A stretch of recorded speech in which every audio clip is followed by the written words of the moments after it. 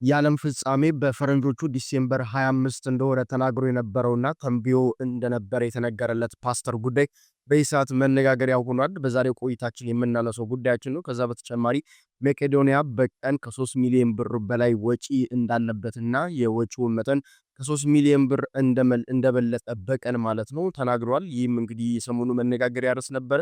በዛሬው ቆይታችንም የምናነሳው ነው። ሌላው ሰይፉ ኦኒቤስ ላይ ጆን ዳንኤል ቀርቦ ስለ ስሩ ሁኔታ እንደዚሁም ደግሞ በአጠቃላይ ስለነበረው የጥፋትና እንደዚሁም ደግሞ የእርምት ጊዜያቶች በአጠቃላይ የተናገራቸው ነገሮች በዚህ ሰዓት ላይ መነጋገሪያ ሆኗል። ከሱ ጋርም በተያያዘ ቪዲዮዎችን ይዣለሁ፣ እሱንም እንመለከታለን። የእናንተን ሀሳብና አስተያየት ምክርና ተግሳጽ የሚፈልጉ ቪዲዮዎች ናቸው። ከዛ በተጨማሪ ከሰሞኑ የአላፋት ዝማሬ እንግዲህ በጉጉት ይጠበቃል። ያንንም ተከትሎ በርካታ ውዝግቦች ሲነሱ ሰንብተው ነበረ። የአላፋት ዝማሬ መከናወን የለበትም የሚሉ አካላትም እንደዚሁ እንዳሉ እየሰማን ነበረ። ምክንያቱም ቤተክርስቲያን በዚህ ሰዓት ሀዘን ላይ የምትገኘው የደረሰባት ያለውን ጥቃት መቃወም ያለባት እንጂ ነጭ ለብሳ እንደዚህ ማከናወን የለባትም የሚሉ ተቃውሞዎች በተለይ በልክ እየሰማን ነበረ። ታዲያ ይህንን ተከትሎ የቤተክርስቲያኒቷ ሊቅ እና እንደዚሁ መምህር የሆኑት መጋቢ ሐዲስ እሸቱ የተናገሩት ንግግር አለ። ስለ አላፋት ዝማሬ መልእክትን አስተላልፈዋል። እሱንም እንግዲህ በዛሬው ቆይታችን የምነግራችሁ የማሳያችሁ ቪዲዮ ይኖረኛል። እናንተ ብቻ አብራችሁን ቆዩ እስከ ፍጻሜው። እነኝን ሁሉ ሰብሰብ ብለው በአንድ ታገኛላችሁ። ኖር ኢትዮጵያውያን በዓለም ዙሪያ የምትገኙ እንደምን ቆያችሁኝ? ዛሬም እንግዲህ ወቅታዊ አነጋጋሪ በሆኑ ቪዲዮዎች ዳግም ተመልሼ መጥቻለሁኝ። መመልከት አለባችሁ ብያሰብኳቸው እንደዚሁ ሰብሰብ አድርጌ ይዤላችሁ ቀርብ ያለው ከእናንተ የሚጠበቀው ቻናላችን አዲስ ከሆናችሁ ቻናላችንን ሰብስክራይብ በማድረግ ቤተሰቡ የሆናችሁ ላይክ እና ሼር እያደረጋችሁ ደግሞ በርካቶች ጋር እንዲዳረስ እያደረጋችሁ እስከ ቪዲዮቻችን ፍጻሜ ቪዲዮቻችንን የተከታተላችሁ መቆየት ነው የሚሆነው ማለት ነው። እስከ ፍጻሜው ድረስ አብራችሁን ቆዩ። በቀዳሚነት የምናነሳው የመቄዶንያን ጉዳይ ነው። መቄዶንያ እንግዲህ እንደሚታወቀው በርካታ አረጋውያንን እንደዚሁም ደግሞ ከጎዳና ላይ እያነሳ የሚያኖር የሚደግፍ የሚረዳ ተቋም እንደሆነ እንግዲህ ይታወቃል። በዶክተር ቢኒያም አማካኝነት ተመስርቶ በሱ መሪነት እየተከናወነ የሚገኘው በስሩ በርካታ ሰዎችን እንደዚሁም ደግሞ ድጋፍ የሚሹ ወገኖቻችንን ይዞ በርካታ እጅጉን የጽድቅ ስራን እየሰራ የሚገኝ ሰው እንደሆነ ይታወቃል። ታዲያ አሁን ላይ በወጣው መረጃ መሰረት ከሆነ ከ3 ሚሊዮን ብር በላይ በቀን ለአንድ ሰው እንደሚወጣ ተናግሯል። ይህ በጣም የሚያስደንቅና የሚያስገርም ነው። እንግዲህ እጅጉን የኛን ድጋፍ ከመቼውም ጊዜ በላይ እንደሚሻ የሚጠቁም መረጃ ሆኖ አግኝቼዋለሁ። በዚህ ጉዳይ ላይ እናንተ ምን ታስባላችሁ? ቪዲዮውንና መረጃውን ግን እንመልከተው። የቀን ወጪ 3 ሚሊዮን ብር ደርሷል ያለው መቄዶንያ የአእምሮ ህሙማንና አረጋውያን መርጃ ማዕከል የገቢ ማሰባሰቢያ ሊያደርግ መሆኑን አስታወቀ። መቄዶንያ የአእምሮ ህሙማንና አረጋውያን መርጃ ማዕከል በየቀኑ 3 ሚሊዮን ብር ለማውጣት በመገደዱ ያስጀመረው ሆስፒታል ባለመጠናቀቁ እንዲሁም በየክልል ከተሞች አዲስ ቅርንጫፎችን በመክፈቱ ለጋሽ እጆች የተለመደ ድጋፋቸውን እንዲያደርጉለት ጠይቋል። ማዕከሉ ትላንት ባካሄደው የውይይትና የምስጋና ፕሮግራም ባለፈው ዓመት በርካቶች እንደተረባረቡበት አይነት በቀጥታ ስርጭት ድጋፍ የማሰባሰብ ስራ የፊታችን የካቲት 1 2018 ዓ.ም እንደሚካሄድ ገልጾ ከወዲሁ የአቅማቸውን ድጋፍ አድርጉልን ሲልም ጥሪ አቅርቧል። የማዕከሉ መስራች ዶክተር ቢኒያም በለጠ ባለፈው ትልቅ የገቢ ማሰባሰቢያ ተደርጎ ወደ 900 ሚሊዮን ብር መሰብሰቡን 100 ቤቶችም ድጋፍ መደረጋቸውን ተናግረዋል። ነገር ግን እየተሰራ ያለው ህንፃ ግዙፍ ሆስፒታል ስለሆነና ወጪውን ብዙ ስለሆነ ከነቁሳቁሱ አሟልቶ ወደ ስራ ለማስገባት ጤና ጥበቃ የሰጠን ቁጥርም ወደ 6 ቢሊዮን ይፈጃል ሲሉም ተናግረዋል። አሁን ፎቁን ለመጨረስ በጣም ትንሽ ነው የቀረን ያሉት ዶክተር ቢኒያም በለጠ ብር እንዲሰባሰብ እየፈለግነው ሆስፒታሉን ለመጨረስ በየክልሎች ለጨመርናቸው 12 ቅርንጫፎች ብዙ ኮንስትራክሽን ስላሉ አስጨርሶ ሰው ለማስገባት ነው ብለዋል። አዲስ የተከፈቱት ቅርንጫፎች ቀብሪ ዳሃር፣ ሞያሌ፣ ኮንሶ፣ አዲግራት፣ አድዋ፣ አምቦ፣ ጅማ በመሳሰሉት ቦታዎች እንደሚገኙ የጠቆሙት ዶክተር ቢኒያም የተጀመሩ ህንፃዎችን እየሰራን ነው፣ ቀብሪ ዳሃር፣ አርባ ምንጭ፣ ላሊበላ እነርሱን መጨረስ አለብን ያሉት ቋሚ ገቢ የውጭ ፈንድ የሌለው ማዕከል ነውና በጣም ከባድ ነው ሲሉም ለቲክቫ ኢትዮጵያ ተናግረዋል። የአእምሮ ህሙማንና አረጋውያኑ ሕክምና እንደሚያስፈልጋቸው ዶክተር ቢኒያም ገልጸው የጤና ባለሙያዎች፣ የፊዚዮቴራፒ ነርሶች፣ ዶክተሮች በግል ሆስፒታል ያሉት በሳምንት አንዴ ቢረዱን በጣም ትልቅ እገዛ ነው ብለዋል።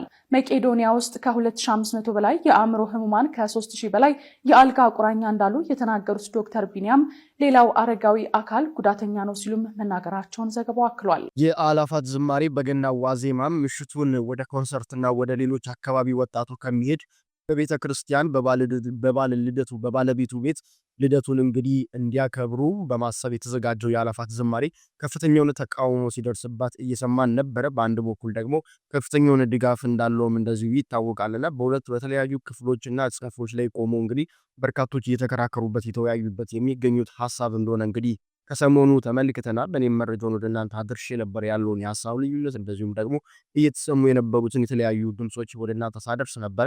አሁን ላይ ታዲያ የቤተክርስቲያኒቷ ሊቅና መምህር የሆኑት መጋቤ ሐዲስ እሸቱ እንግዲህ ያስተላለፉት መልእክት አለ። የአእላፋት ዝማሬ መከናወን አለበት ወይንስ መሰረዝ አለበት ቤተክርስቲያን ካለችበት ችግር የተነሳ ተብሎ ለቀረበላቸው ጥያቄ እንደዚህ አይነት መልስን ሰጥተዋል። አንዱ ዝግብ ተነስቷል። የአእላፋት ዝማሬ የሚባል ያስፈልጋል አያስፈልግም የሚል በሚዲያው በጣም እየተስፋፋ ነው።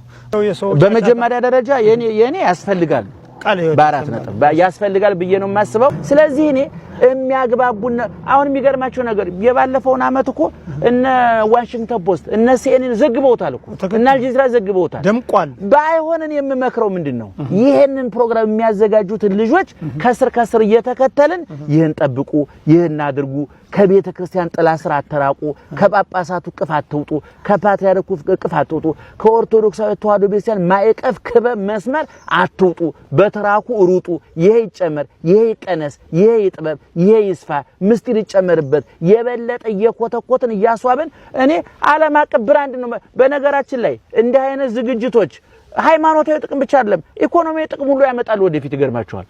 ቢያንስ በዚህ ፕሮግራም ላይ 100,000 ሰው እንኳን ብናሳትፍ 100,000 ሰው የባህል ልብስ ያሰፋል። ሚሊዮን ሰው ነው የሚያሰፋው። አዎ እነዚህ ምን ይሆናል? ገበያውና እናሟሙቀዋለን፣ ንግዱ ያንሰራራል፣ ሃይማኖቱ ያንሰራራል። ነገር ግን መወያየት መነጋገር እኔ የሚነቅፉትም ሰዎች ይቅር ያሉትም ሰዎች ያቀርቡትን ሐሳብ ሰምቻለሁ። የእነሱንም ሐሳብ በግማሽ ሸር ማድረገው ነገር አለ። የሚደርስብንን ችግር ማሳየት አለብን፣ ማንጸባረቅ አለብን። በእውነቱ አልጋ ባልጋ ላይ አይደለም ያለነው። ይሄን መቼም ይሄን ለማወቅ ጻድቅም ነብይም ሳይንቲስት መሆንም አይጠይቅም። መከራ አለብን፣ እየታረድን ነው፣ እየነደድን ነው፣ እየተፈናቀልን ነው፣ እየተራብን እየተጠመን መከራ እየደረሰብን ነው። ይሄን ዓለም እንዲያውቅልን፣ መንግስታችን እንዲረዳልን፣ እንባችን እንድታበስ፣ ጥያቄያችን እንዲመለስ፣ ቁስላችን እንዲፈወስ እንፈልጋለን። ይሄንን ከምናሳይባቸው አንዱ ግን እንደ አእላፍ ዝማሬ ያሉ እኔ በእውነቱ ዲያቆን ሄኖክ ናቸው ያመጡት። እኔ ልጁ በጣም ብዙ ጊዜ በብዙ ሚዲያ ተናግሬ ያለሁኝ እኔ በተለይ አባቴ ገብረ ኪዳን በሊቃውንቱ በኩል እንደመጡት ሁሉ በመምህር ሄኖክ ደግሞ ወጣቱን በመለወጥ በመቀየር ዩቲዩብ አለው። እኔ ብዙ ቦታ አስተዋውቂያለሁ፣ ብዙ ሰው ያውቀዋል። መጻሕፍት አሉት። መጻሕፍቱ ከቤተክርስቲያኑ ተቀርተው በወጣቱ ልክ ተቀደው የተሰፉ በጣም ብዙ ጣፋጭ መጻሕፍት ተጽፏል። ይሄንን ይሉንታ በእውነቱ ምቀኝነት ይባላል። ይሄን ማመስገን አለብን።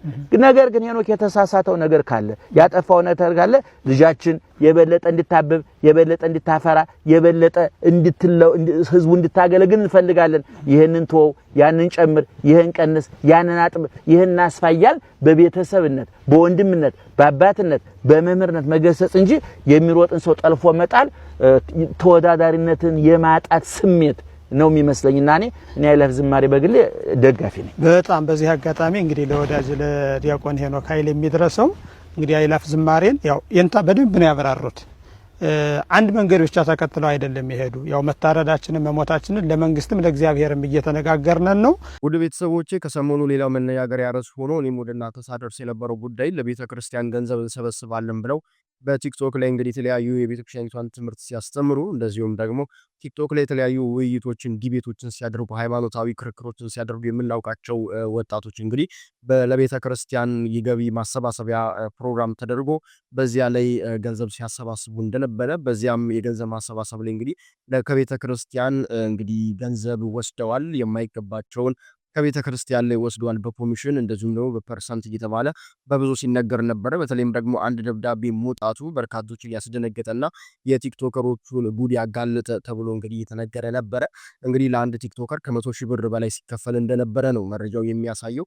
ይህንንም ተከትሎ እንግዲህ በርካቶች ይህንን ጉዳይ ይዘው በርካታ ሀሳብ ሲሰነዝሩበት እንደዚሁም ደግሞ በርካታ ሀሳቦቻቸውን ሲገልጹበት ነበረ። ነገር ግን ቲክቶከሮቹ ራሳቸውን በመውጣት እኛ እንደዚህ አላደረግንም ሲሉ ተቃውሟቸውንና እንደዚሁም ደግሞ ይህንን ድርጊት እንዳልፈጸሙ የሚያሳይ ነገርንም እንደዚሁ ሲያስተላልፉና መልእክታቸውን ሀሳባቸውን ሲገልጹ ነበረ።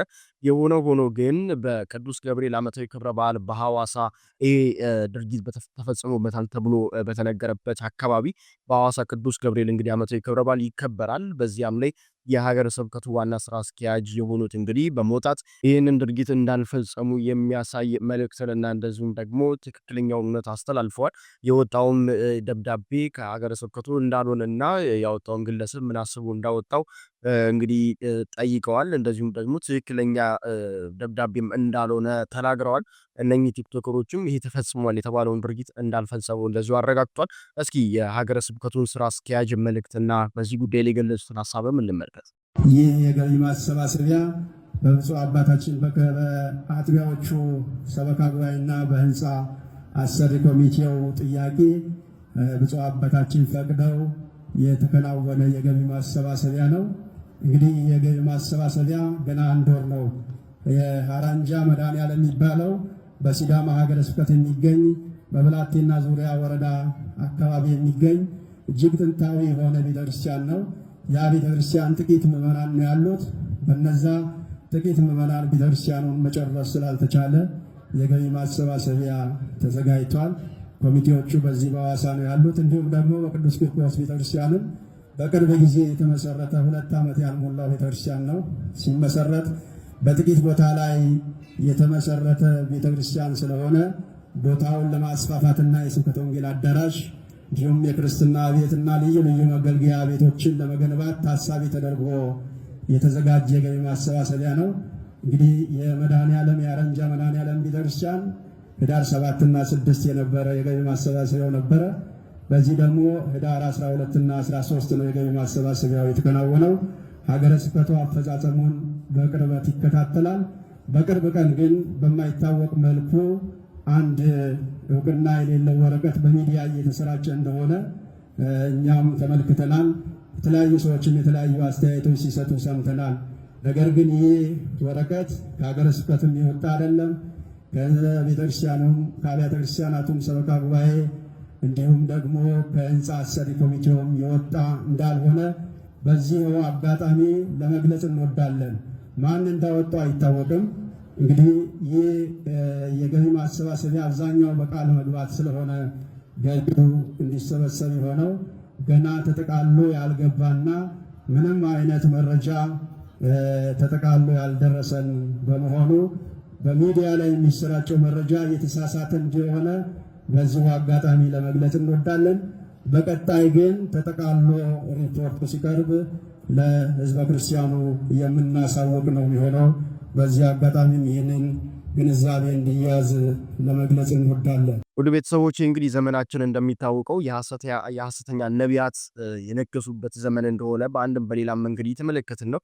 ምክንያቱም እንግዲህ ሐሰተኛ የሆኑ ትንቢቶች ሲነገሩ እነኛም ትንቢቶች ከመፈጸም ይልቅ በኋላ ላይ የመቀለጃና እንደዚሁም ደግሞ ማላገጫ የሆኑ ስንመለከትም ከርመና አሁንም አንድ ነብይ እንግዲህ እዚሁ አፍሪካ ውስጥ ነው የተሰማው ይህ ድርጊት ማለት ነው። ቪዲዮን አስመለክታችኋለሁ። እጅጉን የሚያስገርም ነው። ምክንያቱም በዲሴምበር 25 በፈረንጆቹ ማለት ነው ልክ የገና በዓል በሚያከብሩበት ዕለት ያለ ፍጻሜ ይሆናል፣ ምድሪቱም እንግዲህ በውሃ ትጠፋለች የሚል መልእክትን እና እንደዚሁም ደግሞ ትንቢትን አስተላልፎ የነበረው ነቢይ እንግዲህ ነገርየው ሳይፈጽም ይኸው ቆይተናል። የዓለም ፍጻሜም አልሆነም። ዲሴምበር 22 ዲሴምበር 25 አልፎ ዛሬ ላይ ተገኝተናል። ግን ያ ትንቢት ባለመፈጸሙ ምክንያት ይህንን ሰው እንግዲህ የአካባቢው ነዋሪዎች እንደዚሁም ደግሞ በርካቶች እንደዚሁ እያሳደዱትና የጥቃት ለመፈጸምም እንደዚሁ ጥረት ሲያደርጉ እንደነበረ የሚያሳይ ቪዲዮዎችን ተመልክቻለሁ።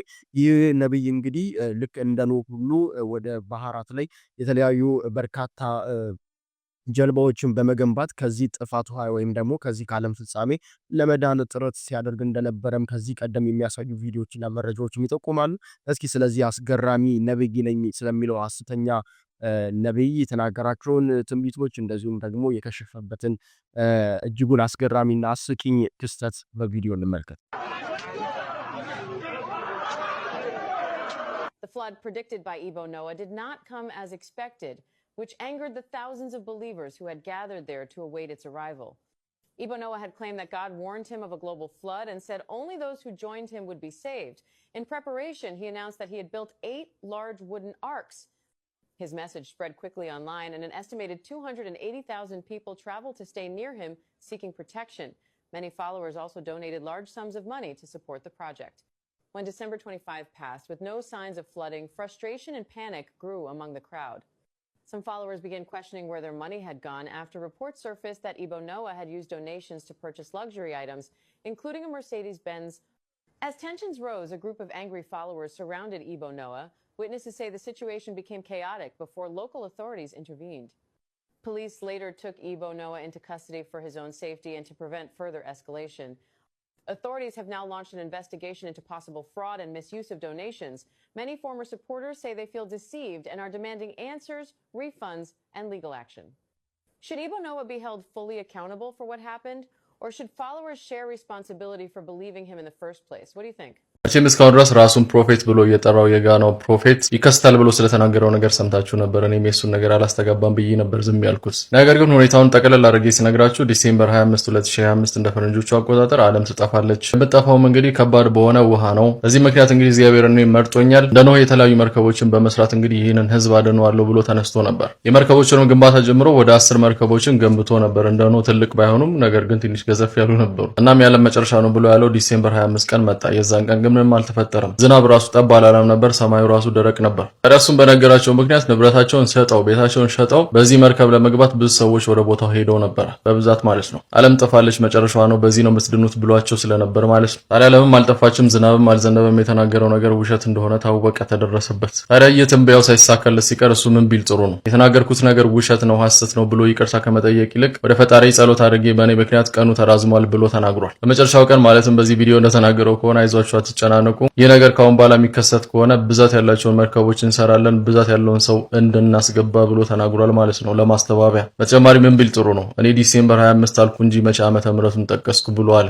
በሰይፉ ኦኒቤስ ላይ የቀረበው ጆን ዳንኤል እንግዲህ ከእስር ከተፈታ በኋላ ለመጀመሪያ ጊዜ በትልልቅ የሀገሪቱ ሚዲያዎች ቀረበ የሚባልበት እንግዲህ የቴሌቪዥን ጣቢያ ነው ኢቢኤስ ላይ ቀርቦ በሰይፉ ኦኒቤስ ላይ ማለት ነው የተለያዩ ሀሳቦችን አንስቷል። በተለይም ደግሞ ወደ እስር የገባበት ምክንያት ከእስር ውስጥ ስለነበረበት ቆይታ፣ በዚያ በእስር ቤት ውስጥ ያሳለፋቸውን ነገሮች፣ ከእስር ከወጣ በኋላም የነበሩትን ሁነቶች በአጠቃላይ ሰፋ ያለ ቆይታ አድርጓል። እንደሚታወቀው እንግዲህ በቅርብ ከተፈቱት ቲክቶከሮች መካከል አንዱ ነው። ለ1 ዓመት ከ4 ወር ያክል በእስር አሳልፏል። በዚያም እንግዲህ በርካታ ትምህርቶችን እንደተማረና የሰራውን ድርጊት የፈጸመውን ስራ በኢትዮጵያ አየር መንገድ ላይ ትክክለኛ ነገር እንዳልነበረ በአደባባይ እንደዚሁ ይቅርታ ድጋሚ ጠይቋል ማለት ነው ቆሞ።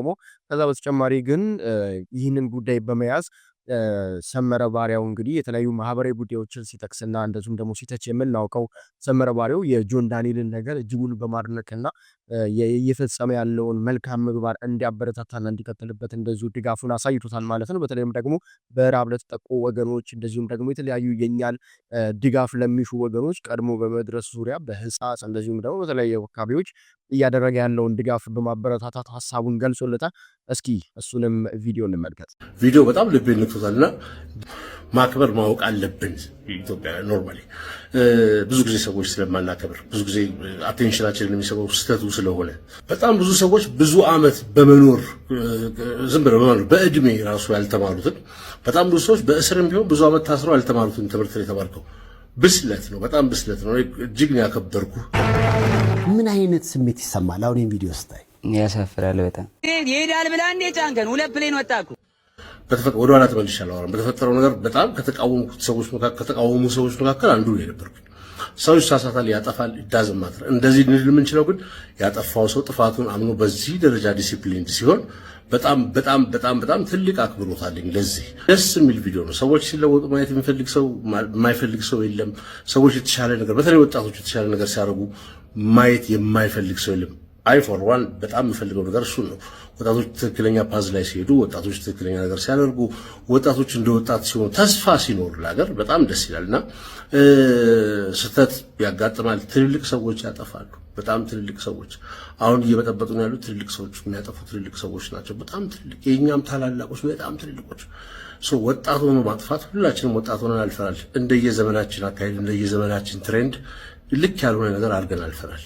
ተምረንበት ተጸጸንበት አልፈናልና ልክ ነኝ ብሎ ማሰብ፣ ከኔ በላይ ሰው የለም ብሎ ማሰብ፣ ከዛም በኋላ አለመማር ነው ትልቁ ችግሩ። እንዳልኩ በጣም ብዙ ሰዎች ብዙ አመት ኖረው በህይወት ዘመናቸው ያልተማሩትን ትምህርት በቅጣትም ብዙ ዓመት ታስረው ከዛም በላይ ተቀጥተው ኖርማሊ ያልተማሩትን ትምህርት ነው አሁን አንተ ያልከውና በጣም ላመሰግነው እወዳለሁ። ብትሰራውን ስራ በጣም እንዲባርክልህ እመኝልሃለሁ። የሚሰራውን ስራ እንዲያሳካልህ በጣም ሰሞኑን በተያያዘም ሌሎችም ማመስገን እንፈልጋቸዋለሁ። በዚህ ቪዲዮ ፕሮባብሊ ከትግራይ ክልል በሽሬ አካባቢ ህጻጽ የተባለ የስደተኞች መጠለያ ከዚህ በፊት የኤርትራ ስደተኞች የሚጠለሉበት የነበረ መጠለያ ውስጥ በጦርነት ምክንያት ከአካባቢያቸው ቀያቸው የተፈናቀሉ ሰዎች እዛ ውስጥ ያረፉ ሰዎች ከምግብ እርዳታ ድጋፍ ጋር በተያያዘ ከኒውትሪሽን ከጠቅላላ ከምግብ ጋር በተያያዘ በጣም ከፍተኛ ደረጃ ተጎድተዋል፣ ተርበዋል። ይህንን ነገር ወጥቶ ኤክስፖዝ አድርጎ ፕሮባብሊ በአንድ ቀን በአንድ ጀንበር የተፈጠረ ነገር ላይሆን ይችላል፣ አይሆንም ኦብቪየስሊ። ስለዚህ ፎር ዋቴቨር ሪዝን ማናቀው ሪዝን ውስጥ ስፔኩሌት አድርገን አንገባም። ግን ፎር ዋቴቨር ሪዝን ይሄ ነገር ፐብሊክሊ ሳይታወቅ ቆይቷል እስካሁን ድረስ። እሱን ሪስክ ወስዳችሁ ሪስክ ነው በነገራችን ላይ ማድረግ ብቻውን አይደለም፣ ሪስክ ወስዳችሁ አሁን አንተ ይቅርታ የጠየቀን ጆርዳን የለም አንዱ ነህ። ከዛ መሀል ሌሎቹን እመጣበታለሁ፣ ቪዲዮን አሳያችኋለሁ። በነገራችን ላይ ክብር የሚያሰጥ ስራ ሲሰራ ክብር መስጠት በጣም በጣም በጣም ግዴታ ነው እና ይሄንን ሪስክ ወስዳችሁ ወጣቶች፣ የአካባቢው ወጣቶች፣ በጣም የምትደነቁ ወጣቶች በቲክቶክ ሶሻል ሚዲያ ላይ ብዙ ተከታይ ያላችሁ ቲክቶክ ተጽዕኖ ፈጣሪዎች ወር ቲክቶክ ላይ ቲክቶከሮች በጣም ብዙ ሲግኒፊካንትሊ የምናውቃችሁም ሰዎች ይሄንን ሪስክ ወስዳችሁ ኢኒሺዬቲቭን አድርጋችሁ እዚህ ድረስ መሄድ ማለት በጣም ትልቅ ስራ ነው። ይሄ ቪዲዮ ማሳየቼ ማመስገን እፈልጋለሁ። በአንድ ቀን ውስጥ ብቻ ማለት ነው 11 ሚሊዮን ብር አሰባስበናል። ህጣጥ ላይ በረሃብ ለተቸገሩ ወገኖቻችን ማለት ነው።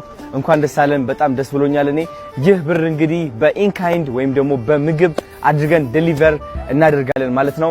ቀጣይ ቪዲዮዎችን መመልከት ትችላላችሁ። እናመሰግናለን። የሚያስመሰግን ስራ ነው። በነገራችን ላይ በአንድ ቀን ውስጥ ይህን ያህል ሚሊዮን ገንዘብ ሬዝ ማድረጉ ሰበት ከባድ። ውድ ቤተሰቦቼ እንግዲህ የዛሬው ቪዲዮቻችን የሰሞኑ አነጋጋሪ እና በርካቶች ሀሳባቸውን ሲብላወጡበት የነበረው ጉዳይ እነኝን ይመስላሉ። እናንተም በቪዲዮቻችን እንግዲህ አዳዲስ ነገሮች እንደተመለከታችሁና በቆይታችሁም ደስተኛ እንደነበራችሁ ተስፋ አደርጋለሁኝ። እንግዲህ በሚያዝናኑት የተዝናናችሁ በቁም ነገርና እንደዚሁም ደግሞ የእናንተን ሀሳብና አስተያየት ምክርና ተግሳጽ በሚፈልጉ ቪዲዮዎችም እንደዚሁ ሀሳባችሁን የገለጻችሁልኝ እስከዚህ ሰዓት ስለቆያችሁ ከልብ አመሰግናለሁ። በሌሎች አዳዲስ እና ወቅታዊ አነጋጋሪ ጉዳዮች ዳግም የምመለስ ይሆናል። እስከዚያ ድረስ ግን ቻናሌ ሰብስክራይብ በማድረግ ቤተሰብ ሁኑ። ይሄ ቪዲዮ ደግሞ በርካቶች ጋር እንዲዳረስ እንደዚሁ ላይክ እና ሼር ማድረግ እንዳይዘነጋ።